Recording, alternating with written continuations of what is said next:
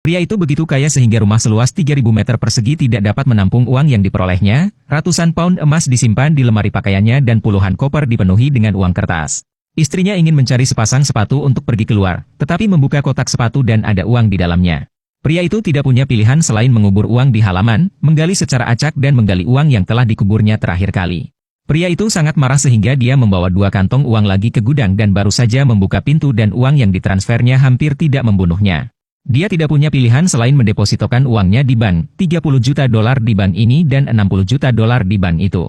Ban mengosongkan berangkas secara langsung untuk kenyamanan pria itu dan memberikannya kepadanya sendiri. Seiring dengan menyebarnya berita, belasan ban dibuka di kota berpenduduk lebih dari 2.000 orang ini yang didedikasikan untuk kaum pria.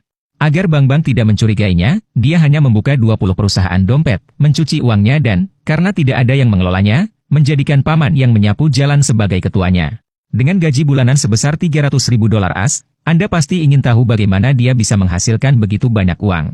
6 bulan yang lalu, Barry adalah seorang kapten untuk TVA, tidak hanya digaji dengan baik dan memiliki paket tunjangan yang menguntungkan, dia juga menikah dengan seorang model populer dan sedang mencari uang tambahan.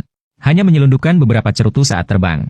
Tetapi suatu hari, tiba-tiba, dia didekati oleh seorang pria dari CIA. Barry tahu bahwa dia telah tertangkap basah menyelundupkan cerutu, dan bukannya mencoba melakukan apapun kepadanya, pria substantif itu malah berkata kepadanya, ingin saya tidak menangkap Anda. Anda harus melakukan sesuatu untuk CIA mulai sekarang, karena saat itu adalah pertengahan Perang Dingin AS-Soviet dan AS membutuhkan penerbangan mata-mata di daerah sensitif, dan keterampilan terbang Barry yang unggullah yang mereka cari dan membutuhkannya untuk terbang rendah di Amerika Tengah untuk memanfaatkan kesempatan memotret pangkalan pemberontak. Meskipun enggan, dia harus menyetujui CIA agar tidak dipenjara. Tetapi ia tidak menyangka bahwa misi itu begitu berbahaya, sehingga kapanpun pemberontak melihatnya, mereka akan menembak dan memerondongnya. Pada satu kesempatan, pesawat yang diterbangkan Barry bahkan mengalami kerusakan baling-baling kirinya. Hanya karena keterampilannya, ia mampu bertahan dari bahaya, dan seiring waktu ia terbiasa dengan hal itu. Setelah setiap misi, dia akan berganti pakaian dengan seragam kaptennya dan kemudian pulang ke rumah sehingga istrinya tidak akan mencurigainya. Saya pikir setiap hari hanya akan ada foto OP, tetapi pada hari ini, CIA memberi Barry tugas yang lebih berbahaya. Dia meminta Barry untuk mengangkut kiriman senjata ke lokasi yang ditentukan. Melihat betapa berbahayanya misi itu, Barry meminta bayaran kepada pria itu, yang menurut pria itu tidak dia miliki.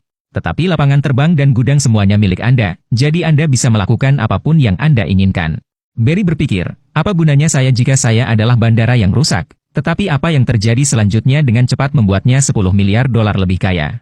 Karena dia terbang internasional setiap hari, dia menjadi sasaran kartel narkoba Kolombia yang menginginkan Barry untuk membantu mengirimkan kargo ke AS. Tentu saja pekerjaan itu tidak sia-sia, dan dia dibayar 2.000 dolar per kilo, yang berarti dia bisa menghasilkan 800.000 dolar untuk setiap perjalanan, 400 kilo sekaligus. Barry berpikir, lagi pula saya tidak dibayar untuk bekerja untuk CIA, jadi saya mungkin juga bisa menghasilkan uang tambahan untuk diri saya sendiri, jadi saya setuju untuk melakukannya. Tetapi uang sebanyak itu tidak diperoleh secara cuma-cuma.